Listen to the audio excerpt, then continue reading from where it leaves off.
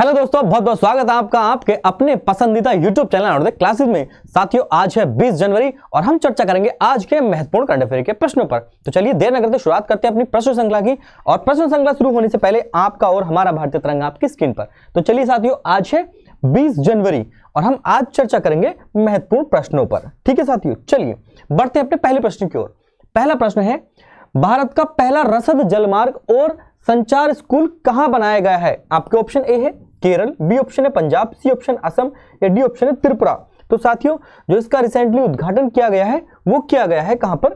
त्रिपुरा में। तो आपका डी ऑप्शन एकदम सही हो जाएगा। बात करूंगा मैं रसद जलमार्ग और संचार स्कूल की, रसद जलमार्ग और संचार स्कूल की। तो साथियों, जो यहाँ की सरकार है, त्रिपुरा गवर्नमेंट है, तो त्रिपुरा गवर्नमेंट ने स्कूल परिवहन, रसद, इन क्षेत्रों को विशेष महत्व देने के लिए स्कूल परिवहन, रसद और रसद क्षेत्र को महत्व देने के लिए, रसद क्षेत्र को महत्व देने के लिए, रसद क्षेत्र को महत्व देने के लिए क्या करा है? एक परियोजना स्कूल स्टार्ट किया है जिसका नाम है रसद जलमार्ग और संचार स्कूल। ये कहां खोला गया है साथियों?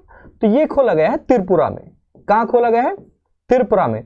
और आपको मैं बताता चलूं, त्रिपुरा के सीएम कौन है और त्रिपुरा की कैपिटल बताइए। तो त्रिपुरा के सीएम है मणिक साहा। त्रिपुरा के सीएम है साथियों मणिक साहा। कौन है ये त्रिपुरा के? ये है सीएम। और त्रिपुरा की कैपिटल है अगरतला। त्रिपुरा की कैपिटल क्या है साथियों? अगरतला। ये क्या है? त्रिपुरा की कैपिटल। ये क्या है? त्रिपुरा की कैपिटल। सामाजिक भावना और शिक्षा को महत्व देने के लिए यहां पर एक और पहल आयोजित की गई थी जिसका नाम था सहर्ष पहल। क्या नाम था साथियों? सहर्ष पहल। तो मैं यहां लिख देता हूं, सहर्ष पहल भी यहीं आयोजित की गई है। सहर्ष पहल ये भी कहां आयोजित, कहां आरंभ की गई? तो साथियों, ये भी त्रिपुरा में आयोजित की गई। कौन सी पहल? सहर्ष पहल। ये केंद्रीय शिक्षा को महत्व देने के लिए है। किस लिए साथियों? ये शिक्षा और सामाजिक भावनात्मक परिदृश्य से इस योजना का यहां पर आरंभ किया गया है। शिक्षा और सामाजिक भावनात्मक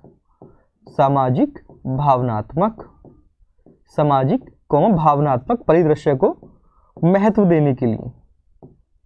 ठीक है, इनको महत्व देने के लिए, महत्व देने के लिए कौन सी परियोजना? कौन सी परियोजना साथियों? सहर्ष पहल। तो सहर्ष पहल भी कहां प्रारंभ की गई है? सहर्ष पहल त्रिपुरा में। ठीक है, त्रिपुरा के सीएम है मणिक साहा और कैपिटल क्या है इसकी? अगरतला। ठीक है साथियों, चलिए बढ़ते अपनी अगली खबर पर। अगली खबर है हमारी, हाल ही में सरकार ने अल्पसंख्यक छात्रों को दी जाने वाली कौन सी परियोजना को बंद कर दिया है? कौन सी परियोजना को बंद कर दिया? कौन सी योजना है जो अल्पसंख्यक छात्रों को क्या शिक्षा दी, मतलब छात्रों को दी जाने वाली? अच्छा, ये जो योजना थी, इस योजना का उद्देश्य क्या था? इस मुस्लिम या अल्पसंख्यक छात्रों में किसका शिक्षा का प्रसार करना। तो ऐसी कौन सी योजना थी जिसको अभी रिसेंटली केंद्र सरकार ने बंद कर दिया है? ए नई रोशनी, बी पीएम अल्पसंख्यक योजना, सी पढ़ो प्रदेश या डी नई दिशा प्रदेश में। तो ठीक है साथियों, इसका जो सही आंसर है वो है पढ़ो प्रदेश में। ये केंद्र सरकार की योजना थी। क्या? पढ़ो प्रदेश में। किसके लिए? हायर एजुकेशन के लिए। किसके लिए साथियों? हायर एजुकेशन के लिए अल्पसंख्यक छात्रों को दी जाने वाली परियोजना थी। किसके लिए थी ये? अल्पसंख्यकों के लिए। अल्पसंख्यकों के लिए। ठीक है, ये थी अल्पसंख्यकों के लिए। और किस लिए थी? इसका उद्देश्य क्या था? हायर शिक्षा के लिए, उच्च शिक्षा के लिए। उच्च शिक्षा के लिए विदेश में पढ़ाई, उच्च शिक्षा के लिए विदेश में होने वाली पढ़ाई से संबंधित परियोजना थी। कौन सी? पढ़ो प्रदेश। अब इसको क्या किया जा चुका साथियों? इसको बंद किया जा चुका है। अब बंद किया है किसने? केंद्र सरकार ने। केंद्र सरकार ने इस परियोजना को बंद कर दिया है। ठीक है साथियों, चलिए, तो ये क्या थी? एक हायर एजुकेशन से रिलेटेड परियोजना थी। हायर एजुकेशन से रिलेटेड परियोजना यानी कि विदेशों में पढ़ने के लिए, विदेशों में पढ़ने के लिए। ठीक है, इस योजना के तहत अल्पसंख्यक छात्र विदेशों में पढ़ने के लिए, इस योजना के तहत अल्पसंख्यक छात्र विदेशों में पढ़ने के लिए, विदेशों में उच्च शिक्षा ग्रहण करने के लिए जाते थे। तो पढ़ो प्रदेश, क्लियर हुआ? पढ़ो प्रदेश। अब इसको किया जा चुका साथियों बंद। ठीक है, ये थी अल्पसंख्यक योजना। ठीक है, चलिए नई प्रश्न की ओर बढ़ते हैं। निम्न में से कौन सा राज्य सबसे ज्यादा ऑनलाइन गेम खेलने वाला राज्य बन गया है? तो साथियों इसका सही आंसर है उत्तर प्रदेश। उत्तर प्रदेश जो है, चूंकि यहाँ की जनसंख्या भी सबसे ज्यादा है और बेरोजगारी दर भी सबसे ज्यादा है, तो क्या करते हैं लोग और बच्चे क्या करते हैं, ज्यादातर मोबाइल गेमिंग खेलते हैं। तो मोबाइल गेम खेलने वाला सबसे ज्यादा कौन सा राज्य बन गया है? वो उत्तर प्रदेश बन गया है। ऑनलाइन गेम कौन से सबसे ज्यादा ऑनलाइन गेम, ये मोबाइल एक रिपोर्ट आई है इंडियन मोबाइल गेमिंग रिपोर्ट। किसके अकॉर्डिंग साथियों?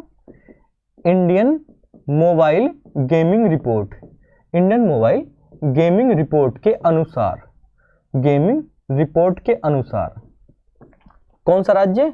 उत्तर प्रदेश। उत्तर प्रदेश राज्य सबसे ज्यादा गेम खेलने वाला राज्य बन गया है। उत्तर प्रदेश सबसे ज्यादा मोबाइल गेम खेलने वाला बन गया है, सबसे ज्यादा ऑनलाइन गेम, ठीक है, ऑनलाइन गेम खेलने वाला ये राज्य बन गया है। यूपी के विषय में आप जानते हैं, इसकी कैपिटल क्या है? लखनऊ, और यूपी के सीएम है योगी आदित्यनाथ। क्लियर हुआ? यूपी के सीएम कौन है साथियों? योगी आदित्यनाथ। तो बहुत सारे ऐसे गेम हैं जैसे कि पबजी हो गया, है ना, लूडो डाइस हो गया, तो ये क्या है? गेम है। लूडो डाइस पबजी, ये क्या है सब साथियों? ऑनलाइन मोबाइल गेमिंग है। ठीक है, लैंडर्स, कुछ इस तरह के गेम है, ये क्या है? सबके सब गेम है, ये है गेम। ठीक है, तो ऑनलाइन गेम के मामले में कौन सा राज्य सबसे अग्रणी रहा है? वो रहा है साथियों अपना प्यारा उत्तर प्रदेश। चलिए बढ़ते अपने अगले प्रश्न की ओर। हाल ही में किस देश ने अपने स्वतंत्रता दिवस पर जवाहर नेहरू के डाक टिकट जारी किए हैं? जवाहर नेहरू के चित्र वाले डाक टिकट जारी किए हैं। पाकिस्तान, अफगानिस्तान, श्रीलंका या भूटान? तो इसका सही आंसर है साथियों श्रीलंका। रिसेंटली श्रीलंका ने अपने स्वतंत्रता दिवस पर जवाहरलाल नेहरू के चित्र वाले डाक टिकट जारी किए। डाक टिकट जवाहरलाल नेहरू के चित्र वाले, जवाहरलाल नेहरू के चित्र वाले, जवाहरलाल नेहरू के चित्र वाले। ठीक है, तो ये जारी करें साथियों किसने? श्रीलंका ने। ये किसने जारी करें साथियों? श्रीलंका ने जारी करें अपने स्वतंत्रता दिवस पर। कब? अपने स्वतंत्रता दिवस पर, अपने 75वें स्वतंत्रता दिवस पर, अपने 75वें स्वतंत्रता दिवस पर, 75वें स्वतंत्रता दिवस पर। और ये स्वतंत्रता दिवस कब मनाता है? श्रीलंका स्वतंत्रता दिवस कब मनाता है साथियों? तो ये 4 फरवरी 1948 को आजाद हो गया था। कब? 4 फरवरी 1948 को। अब आप बोलेंगे कि अभी तो 4 फरवरी आई नहीं है, तो जब ये अपना स्वतंत्रता दिवस मनाएगा, आने वाली 4 फरवरी 2023 को अपना 75वां स्वतंत्रता दिवस मनाएगा, तब ये जवाहरलाल नेहरू के चित्र वाले डाक टिकट जारी करेगा। कौन सा देश की बात कर रहा हूं साथियों? मैं बात कर रहा हूं श्रीलंका की। ठीक है, मैं बात कर रहा हूं श्रीलंका की। अगर मैं साथियों श्रीलंका की, किसकी? श्रीलंका, अभी तो आपको पता ही होगा, ये काफी चर्चा में रहा था आर्थिक संकट की वजह से। तो श्रीलंका की मैं अगर राष्ट्रपति की बात करूं, श्रीलंका के यहाँ के जो राष्ट्रपति हैं साथियों, वो कौन है? विक्रम सिंघे। श्रीलंका के राष्ट्रपति, श्रीलंका के राष्ट्रपति कौन है साथियों? श्रीलंका के राष्ट्रपति हैं विक्रम सिंघे। विक्रम सिंघे यहाँ के राष्ट्रपति हैं। अगर मैं बात करूं किसकी? श्रीलंका की सीएम, श्रीलंका के प्रधानमंत्री की, तो साथियों श्रीलंका के प्रधानमंत्री दिनेश गुणवर्धने। जो यहाँ के प्रधानमंत्री हैं वो कौन है? दिनेश गुणवर्धने। दिनेश गुणवर्धने यहाँ के प्रधानमंत्री हैं, दिनेश गुणवर्धने। तो अभी रिसेंटली दिनेश गुणवर्धने जो यहाँ के श्रीलंका के कौन है? श्रीलंका के पीएम है। इन्होंने घोषणा करी है कि जब श्रीलंका अपना 75वां स्वतंत्रता दिवस मनाएगा 4 फरवरी 2023 को, तो उस दिन ये जो है इनके जवाहरलाल नेहरू के चित्र वाले, आकृति वाले डाक टिकट जारी करेगा। ठीक है साथियों, चलिए बढ़ते हैं अगले प्रश्न की ओर। हाल ही में कौन सा राज्य भारत का संविधान साक्षर जिला बन गया है? भारत का संविधान साक्षर जिला बन गया है। सालेम तमिलनाडु, इंदौर मध्य प्रदेश, देवगढ़ उड़ीसा या कोल्लम केरल का? तो आपको पता होगा सबसे ज्यादा साक्षरता दर किसकी है? वो है केरल राज्य की। किसके राज्य की साथियों? केरल राज्य की। तो कृपा कहाँ रुकी थी? कोल्लम केरल पर। कृपा कहाँ रुकी थी? कोल्लम पर कृपा रुकी थी, जो कि सबके जो कि अब तक भारत का संविधान साक्षर जिला बन गया है, संविधान साक्षर जिला बन गया है।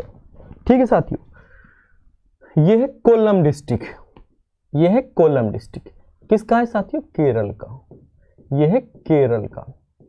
तो कोल्लम डिस्ट्रिक्ट क्या है?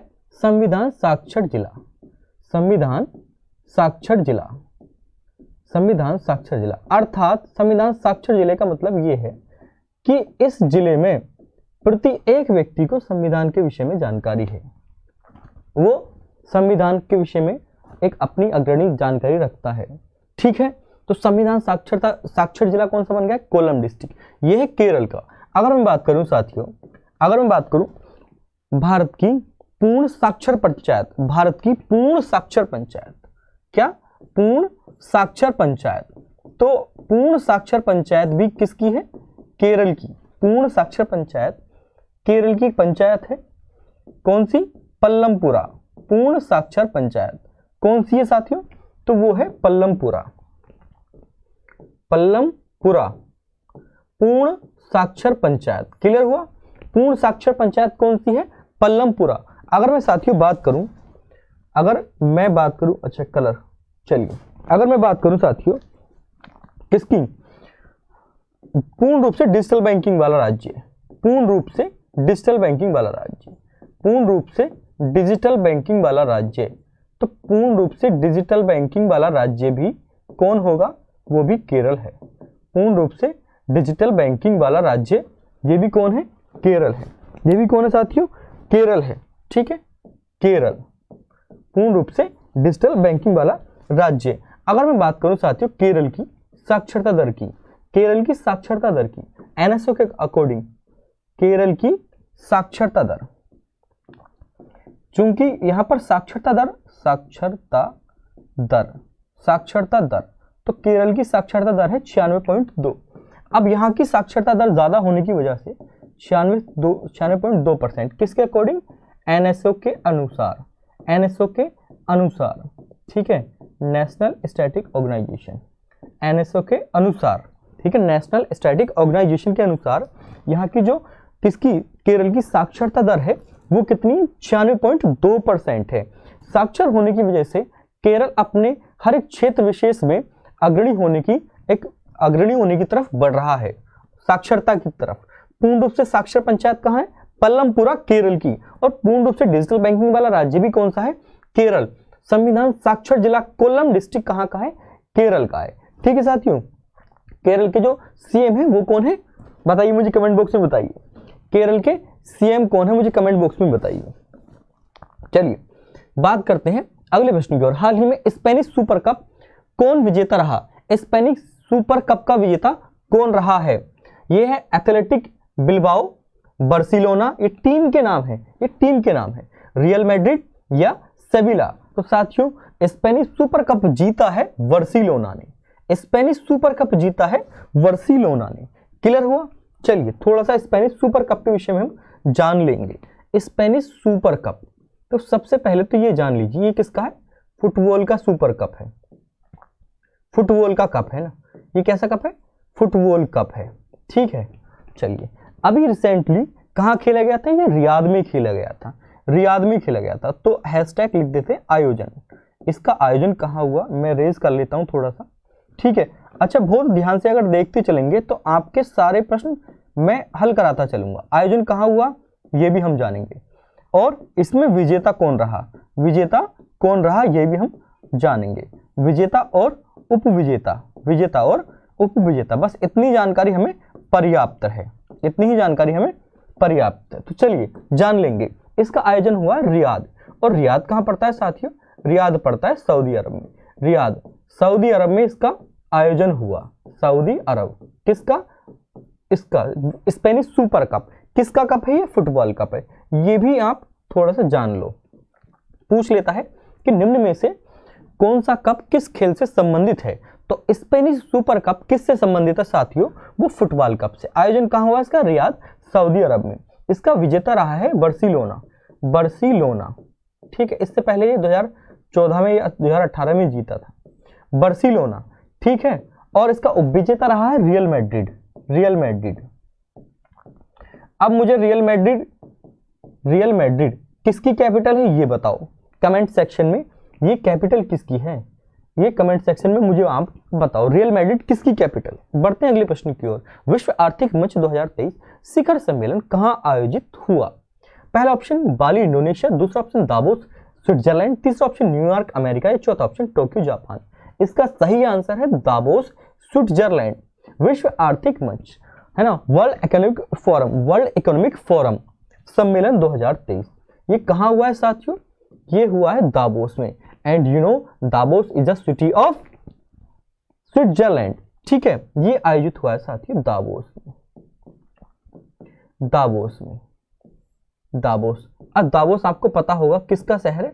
स्विट्जरलैंड का एक शहर है दावोस। स्विट्जरलैंड का एक शहर है क्या? दावोस। तो दावोस में ये आयोजित किया गया है। अच्छा, इसको आयोजित करने के पीछे क्या क्या इसके उद्देश्य रहा? साथ ही मैं उद्देश्य की बात करूं तो ये उद्देश्य क्षेत्रीय और उद्योग जगत, इसका उद्देश्य क्या है साथियों? ये भी हम जान लेते हैं। उद्देश्य हैशटैग उद्देश्य उद्योग और वैश्विक जगत की परियोजना को आकार देने के लिए, उद्योग प्लस के वैश्विक जगत की कुछ परियोजनाओं को, वैश्विक जगत की परियोजनाओं को क्या करने के लिए? एक मूर्त रूप देने के लिए, वैश्विक जगत की परियोजनाओं को मूर्त रूप देने के लिए योजनाओं को क्या मूर्त रूप देने के लिए इस वर्ल्ड इकोनॉमिक फोरम 2023 का आयोजन किया गया। और जो इसके सम्मेलन के समिट के इस जो सदस्य हैं, है ना, जो सदस्य देश हैं, उनको क्या बताया गया है कि इस वर्ष करना क्या है? हम इस वर्ष बहुत सारी क्षेत्रों पर क्या देना है? ध्यान देना है। व्यापारिक, राजनीतिक और शिक्षा, व्यापारिक राजनीतिक और शैक्षिक सुधार करने हैं। राजनीतिक और कौन से? शैक्षिक सुधार करने के उद्देश्य से शैक्षिक सुधार देश कर लेता हूं मैं, एक रुक जाइए। शैक्षिक क्या साथियों? सुधार। इस सम्मेलन का उद्देश्य ये रहा है कि इस बार हमको क्या करने हैं? इन क्षेत्रों में सुधार करना है। इन क्षेत्रों में व्यापारिक, राजनीतिक और शैक्षिक क्षेत्रों में सुधार करने का उद्देश्य से इस वर्ष की वर्ल्ड इकोनॉमिक फोरम 2023 कहां आयोजित की गई? दावोस में आयोजित की गई। एंड यू नो दावोस जो शहर है वो किसका है? स्विट्जरलैंड का। एक और चीज आप जान लो, स्विट्जरलैंड की मैंने बात करी है तो स्विट्जरलैंड के भी ब्रांड एम्बेसडर बनाए गए हैं। स्विट्जरलैंड के ब्रांड एम्बेसडर तो किसको बनाया गया है? तो स्विट्जरलैंड के ब्रांड एम्बेसडर किसको बनाया गया साथियों? आप बताइए। भाला फेंक के खिलाड़ी, फेमस खिलाड़ी कौन है? भाला फेंक के फेमस खिलाड़ी कौन है? तो वो है नीरज चोपड़ा जी। नीरज चोपड़ा को कहां का? स्विट्जरलैंड का ब्रांड एम्बेसडर बनाया है। स्विट्जरलैंड का ब्रांड एम्बेसडर बनाया है। क्लियर हुआ? बढ़ते अगले प्रश्न की ओर। हाल ही में किसे एडी दामोदरन का निधन हो गया? वह किस क्षेत्र से संबंधित रखते हैं? किस क्षेत्र से संबंध रखते हैं? हाल ही में एडी दामोदरन का निधन हो गया, वो किस क्षेत्र से संबंध रखते हैं? आप कमेंट बॉक्स में नहीं बता रहा है, मैं ही आंसर दूंगा इसका। ठीक है साथियों, कौन थे वो? फिल्मकार थे, लेखक थे, वैज्ञानिक थे, गीतकार थे। तो एडी दामोदरन कौन थे साथियों? वो कौन थे? वैज्ञानिक थे, एडी दामोदरन। चलिए जान लेते हैं थोड़ा सा एडी दामोदरन के विषय में। कौन? ये है एडी दामोदरन।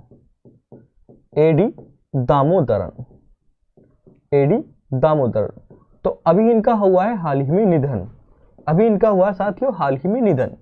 तो ये कौन थे? इनके विषय में हम जानेंगे थोड़ा सा। तो एडी दामोदरन पहले तो आप जान लीजिए, इसके सीएमडी थे। किसके?